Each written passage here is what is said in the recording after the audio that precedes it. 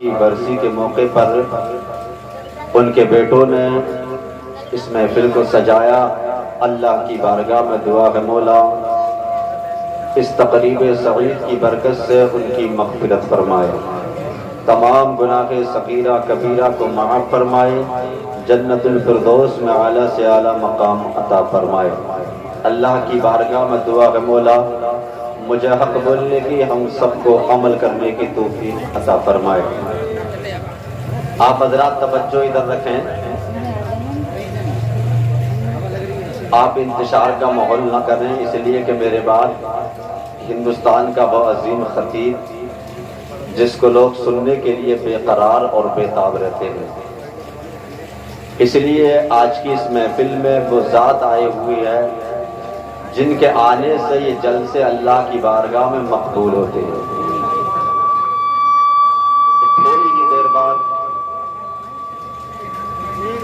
تھوڑی ہی دیر بعد انشاءاللہ تعالیٰ وہ تشریف لانے والے ہیں۔ 10 سے 12 منٹ میں انشاءاللہ آپ کی خدمت کروں گا، لیکن آپ افراتفری کا ماحول نہ بنائیں بلکہ محبت کے ساتھ دل جمی کے ساتھ سنیں، اس لیے کہ آپ جس کی محفل میں آئے ہیں وہ اس نبی کی شان اور اس نبی کا مقام تو یہ ہے کہ اللہ نے مجھے بھی اور آپ کو بھی تمام کائنات کو اسی محبوب کے صدقے میں پیدا کیا ہے جس کی محفل میں ہم اور آپ آج یہاں جمع ہوئے ہیں۔ تو تھوڑی دیر سنیں اور محبت سے بولیں سبحان اللہ۔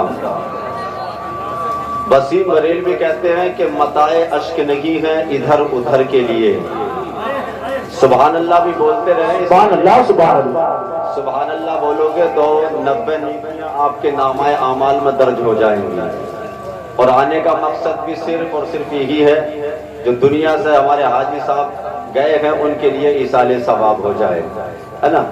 تو وسیم بریلوی کہتے ہیں کہ متاع اشک نہیں ہے ادھر ادھر کے لیے، انہیں بچا کے رکھو طیبہ کی رہ گزر کے لیے، انہیں بچا کے رکھو طیبہ کی رہ گزر کے لیے، اور تڑپ تڑپ کے غم مصطفیٰ میں جینا ہے، تڑپ تڑپ کے غم مصطفیٰ میں جینا ہے، یہ درد ہم نے خریدا ہے عمر بھر کے لیے، یہ درد خریدا ہے عمر بھر کے لیے، اور مانگنے والوں دعاؤں میں مدینہ مانگو، مانگنے والوں دعاؤں میں مدینہ مانگو، زندگی مکے میں اور طیبہ میں مرنا مانگو، زندگی مکے میں اور طیبہ میں مرنا مانگو۔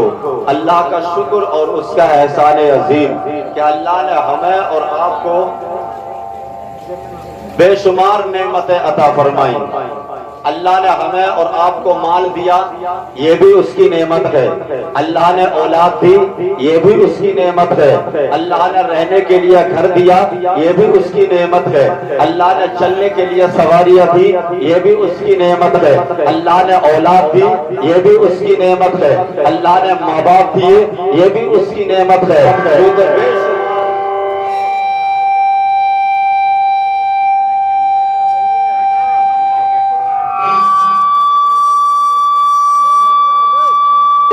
صاحب اگر میری آواز سنیں فوراً اپنے مائک کو آ کر کے سنبھالیں، آپریٹر صاحب جہاں پہ بھی ہوں فوراً اپنے مائک پر آئیں، اپنے مائک کو آ کر کے دیکھیں۔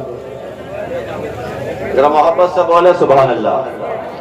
دیکھیے جیسا بھی ہے اب کام چلا ہے نا، اس لیے اس کے چکر میں آپ بھی اگر پڑ جاؤ گے تو پھر آپ کا جو جلسہ ہمارے عظمت بھائی نے جو محنت اور کاوشیں کی ہیں وہ ساری کی ساری بیکار ہو جائے گی، ہے نا۔ تو آپ حضرات ایسا نہ کریں بلکہ آپ حضرات توجہ رکھیں، اس کی طرف زیادہ آپ دھیان نہ دیں، اس لیے میں ہوں میری جگہ کوئی اور آنے والا ہو، ہے نا، جو وہ کہے آپ اس بات پر توجہ کریں، ہے نا۔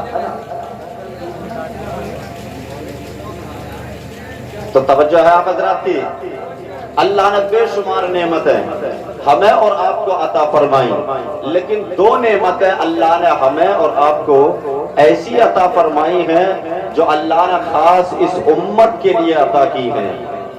اس امت سے پہلے جتنی امتیں آئیں اللہ نے وہ 2 نعمتیں ان امتوں کو عطا نہیں فرمائی۔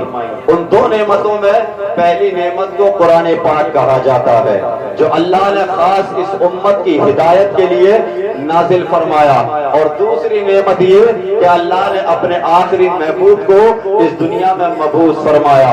اب اللہ نے نہ قرآن پچھلی امتوں میں نازل کیا، اللہ نے نہ اپنے آخری محبوب کو اس دنیا میں مبعوث فرمایا۔ اب قرآن دیکھو قبلہ جواب ہے، نبی کی ذات دیکھو قبلہ جواب ہے، اب دونوں بے مثل اور بے مثال ہے۔ اور قرآن کے بارے میں نبی فرماتے تھے کہ اے میرے صحابہ، جب تم رات کو بستر پر سویا کرو، جب رات کو بستر پر لیٹا کرو تو قرآن کا تہائی حصہ پڑھ کے سویا جایا کرو۔ ایک صحابی نے عرض کی آقا اب جب رات کو ہم سوئیں گے اور تہائی حصہ قرآن پڑھنے کا مطلب ہوتا ہے کہ قرآن کے 10 پارے پڑھ کے رات کو سو جانا، اتنی جلدی کون 10 پاروں کو پڑھے گا؟ اتنی کم مدت میں 10 پاروں کی تلاوت کون کرے گا؟ یا رسول اللہ اس کا ماجرا کیا ہے؟ تب نبی نے فرمایا صحابہ آخر پریشان کیوں ہو رہے ہو؟ آخر غم زدہ کیوں ہو رہے ہو؟ آخر مایوس کیوں ہو رہے ہو؟ اگر جب بستر پہ رات کو لیٹ جاؤ اور سونے سے پہلے صرف ایک بار سورہ اخلاص پڑھ کے سو جاؤ تو اللہ تمہیں 10 پارے پڑھنے کے برابر ثواب عطا فرمائے گا۔ اسی حدیث کے ضمن میں علماء بیان فرماتے ہیں کہ رات کو سونے سے پہلے اگر بندہ 3 مرتبہ اگر سورہ اخلاص پڑھ کے سو جائے تو اللہ اس بندے کو قرآن پڑھنے کا ثواب عطا فرمائے۔ نعرہ تکبیر، نعرہ رسالت، نعرہ غوثیت، مسلکی اعلیٰ حضرت علامہ مفتی ارشاد نوری صاحب قبلہ جلسہ سال ثبات زندہ باد۔ جو 3 مرتبہ سورہ اخلاص پڑھ کے رات کو سو جائے تو علماء فرماتے اللہ اس بندے کو ایک قرآن پڑھنے کا ثواب عطا فرماتا ہے۔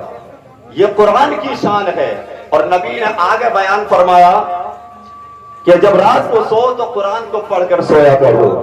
اسی محفل میں حضرت ابو بکر صدیق اور حضرت عمر اور حضرت ابو ہریرہ وہیں پر موجود تھے۔ حضرت ابو ہریرہ نے عرض کی یا رسول اللہ اگر ہم رات کو سونے سے پہلے اگر سورہ اخلاص پڑھ کے سو جائیں گے یعنی سورہ اخلاص کی تلاوت کریں گے ہمیں انعام اس کا کیا ملے گا، اس کا اجر ہمیں اللہ کیا عطا فرمائے گا؟ تو میرے نبی نے فرمایا صحابہ جو دنیا میں رہنے کے بعد رات کو بستر پر لیٹنے سے پہلے یعنی سونے سے پہلے ایک بار سورہ اخلاص پڑھ کے تو سو جائے گا تو اللہ اس بندے پر بہت دنیا میں جنت کو واجب کر دے۔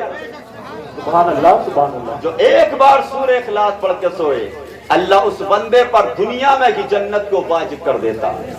یہ وہ اللہ کی عظیم نعمت ہے جو خاص اس امت کے لیے پچھلی امتوں میں اللہ نے قرآن نازل نہیں کیا۔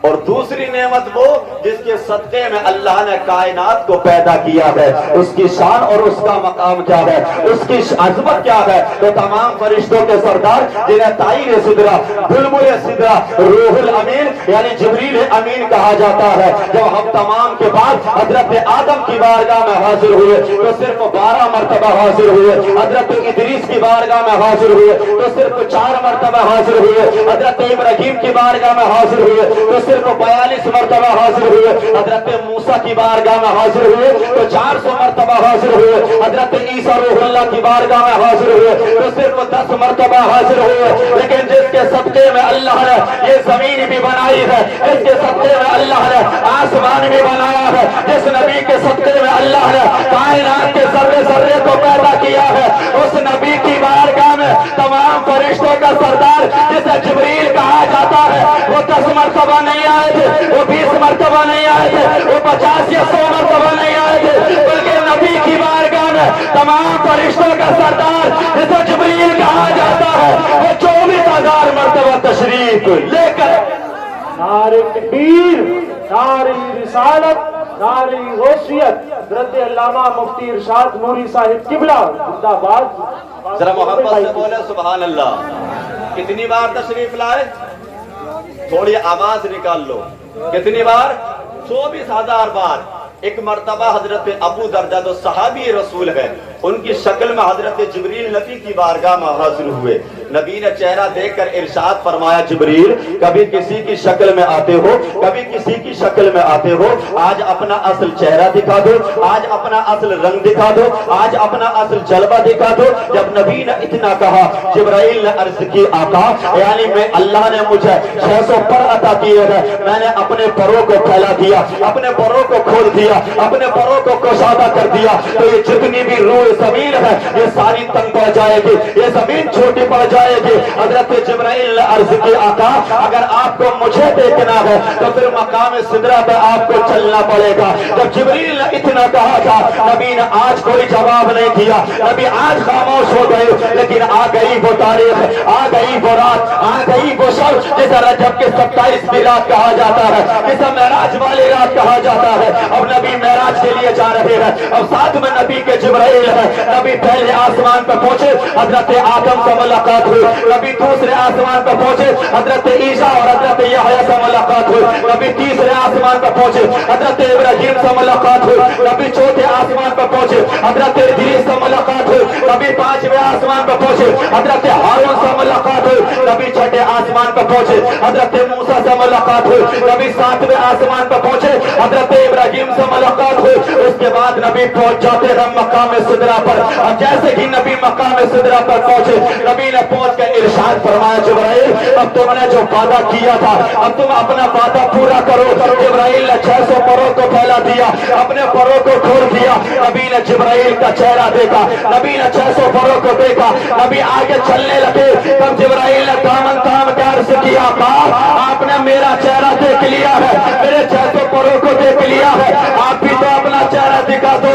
आपके चेहरे पर अल्लाह ने अपनी सिफत गैरत के 70,000 पर्दे डालकर भेजा है। जब जिब्राइल ने इतना कहा था, नबी ने फरमाया, जिब्राइल मैंने तो जमीन पे कहा था कि तू अपना चेहरा दिखा दे, तो तूने कहा था कि मुझे देखना है तो मकाम सिदरा पे चलना पड़ेगा। जिब्राइल मैं तो मकाम सिदरा पे आ गया हूँ, लेकिन तुझे मुझे देखना है तो सिदरा से आगे तुझे चलना। वाह भाई वाह, सुभान अल्लाह सुभान अल्लाह, क्या बात है। नबी ने फरमाया, जिब्रील मैंने जमीन पे कहा था कि अपना चेहरा दिखा दे, तूने कहा था मुझे देखना है, मकाम सिदरा पे चलना पड़ेगा। मैं तो मकाम सिदरा पे आ गया हूँ, लेकिन अगर तुझे मुझे देखना है तो सिदरा से आगे चलना पड़ेगा। जिब्राइल से जब नबी ने इतना कहा, जिब्राइल ने अर्ज किया, आका ये मेरी आखिरी मंजिल है, आखिरी मकाम है, इससे आगे नहीं जाऊंगा, इससे आगे अगर बढ़ा तो मेरे बाल और पर जल जाएंगे। जब जिब्राइल ने इतना कहा, नबी ने फरमाया, जिब्राइल जब आखिरी मंजिल तुम्हारी यही है तो फिर कोई ख्वाहिश है तो बताओ, कोई आरज़ू हो तो बताओ, कोई तमन्ना हो तो बताओ। अब नबी ने क्यों कहा था जिब्राइल से कि कोई तमन्ना हो तो बताओ? इसलिए कि हम तमाम के पास हजरत आदम से जिब्राइल ने कहा था, अल्लाह का हाजत या आदम, आदम कोई हाजत हो तो बताओ, मैं वहां जाता हूँ जहां तुम नहीं जाते हो। हजरत शीश से यही कहा था, हजरत दाऊद से यही कहा था, तमाम नबी और रसूलों से यही कहा था। जब हजरत इब्राहिम को आग में डाला जा रहा था तो जिब्राइल ने यही कहा था, अल्लाह का हाजत या इब्राहिम, इब्राहिम कोई हाजत हो तो बताओ, मैं वहां जाता हूँ जहां तुम नहीं जाते हो। जब हजरत इस्माइल की गर्दन में छुरी को चलाया गया था तब जिब्राइल ने यही कहा था, अल्लाह का हाजत या इस्माइल, इस्माइल कोई हाजत हो तो बताओ, मैं वहां जाता हूँ जहां तुम नहीं जाते हो। जब तमाम नबी और रसूलों से यही कहा था, लेकिन मकाम सिदरा पर खड़े होकर नबी ने फरमाया, जिब्राइल आज तू बता तेरी कोई तमन्ना हो तो, आज तू बता तेरी कोई ख्वाहिश हो तो। नबी ने फरमाया, जिब्राइल कल तूने मेरे दादा इब्राहिम से कहा था, इब्राहिम मैं वहां जाता हूँ जहां तुम नहीं जाते। जिब्राइल सुन ले, उसी इब्राहिम का पोता मोहम्मद ये वहां जाता है जहां जिब्राइल तू भी नहीं जाएगा। वाह भाई वाह, नारे तकबीर, नारे रिसालत, नारे गौसियत। हजरत अल्लामा मुफ्ती इरशाद नूरी साहिब किबला जिंदाबाद। नबी ने फरमाया, जिब्राइल कल मेरे दादा इब्राहिम से कहा था ना, अल्लाह का हाजत या इब्राहिम, اے ابراہیم کوئی حاجت ہو تو بتاؤ میں وہاں جاتا ہوں جہاں تم نہیں جاتے، لیکن آج تو بتا تیری کوئی حاجت ہو تو، اس لیے کہ اسی ابراہیم کا پوتا محمد وہاں جاتا ہے جہاں جبرائیل تو بھی نہیں جاتا ہے۔ یہ شان اللہ نے اپنے محبوب کو عطا فرمائی ہے، یہ مقام اللہ نے اپنے محبوب کو دیا ہے، اور جو شان اور مقام اللہ نے اپنے محبوب کو عطا کیا ہے آج تک نہ کسی کو ملا ہے اور نہ قیامت تک کسی کو مل سکتا ہے۔ اسی شان والے نبی کی امت میں اللہ نے مجھے بھی اور آپ کو بھی پیدا کیا ہے، جس کی امت میں پیدا ہونے کے لیے 12 نبیوں نے دعائیں کی تھی، مولا تو ہمیں قوم کا نبی نہ بناتا، اپنے آخری محبوب کا امتی بنا دیتا۔ یہ مقدر ہے ہمارا کہ ہم نے کوئی دعا نہیں کی تھی، کوئی فریاد نہیں کی تھی، رب کی بارگاہ میں گزارش نہیں کی تھی، کوئی عریضہ پیش نہیں کیا تھا، لیکن اللہ نے ہمارے اور آپ کے اوپر کرم کیا، اپنے محبوب کی امت میں پیدا فرما دیا۔ لیکن آج افسوس ہوتا ہے کہ جس محبوب کی امت میں پیدا کیا ہے اور جس کے صدقے میں اللہ نے کائنات کو پیدا کیا ہے، آج ہمارا حال یہ ہے کہ اس نبی کے فرمان سے ہٹے ہوئے ہیں، قرآن کی تعلیم سے آج ہم دور ہیں، صرف ہاتھ اٹھا کر نہ دعویٰ کرتے ہیں، نبی کا دامن نہیں چھوڑیں گے، رسول کا دامن نہیں چھوڑیں گے، غوث اعظم کا دامن نہیں چھوڑیں گے، صابر پاک کا دامن نہیں چھوڑیں گے، آج صرف دعوے پر دعویٰ کرتے ہیں، لیکن نماز آج ہم نہیں پڑھتے، روزہ آج ہم نہیں رکھتے، زکوٰۃ آج ہم نہیں دیتے، آج حج ہم نہیں کرتے، ماں باپ کی خدمت ہم نہیں کرتے، یعنی صحیح طریقے سے جیسا حکم محبت کرنے کا ہے ایسی محبت ہم اپنے نبی سے نہیں کرتے۔ اگر چاہتے ہو اولاد تمہاری بھی عاشق رسول ہو جائے، اپنے ماں باپ کی وفادار ہو جائے، تو دنیا میں رہنے کے بعد سب سے پہلے تم اپنے نبی کے وفادار ہو جاؤ، اولاد تمہاری خود بخود نبی کی عاشق ہو جائے گی۔ اس لیے پہلے تم اچھے ہو جاؤ، خود بخود تمہاری آنے والی نسل بھی اچھی ہو جائے گی، اس لیے کہ ماں باپ اچھے ہو تو اولاد بھی اس کی اچھی ہوتی ہے۔ آخری بات ہے، لاہور میں کچھ بچے بڑے اچھے نمبروں سے پاس ہوئے، جب اچھے نمبروں سے پاس ہوئے پرنسپل صاحب کے دل میں دیا کا خیال جب ابھرا، انہوں نے کہا ان بچوں نے جو یہ پاس ہوئے ہیں یہ دنیا میں بڑے ہونے کے بعد یعنی پڑھنے کے بعد جو دنیا میں کرنا چاہتے ہیں جتنا ان کا خرچ ہوگا وہ سارے کا سارا ہم اٹھائیں گے۔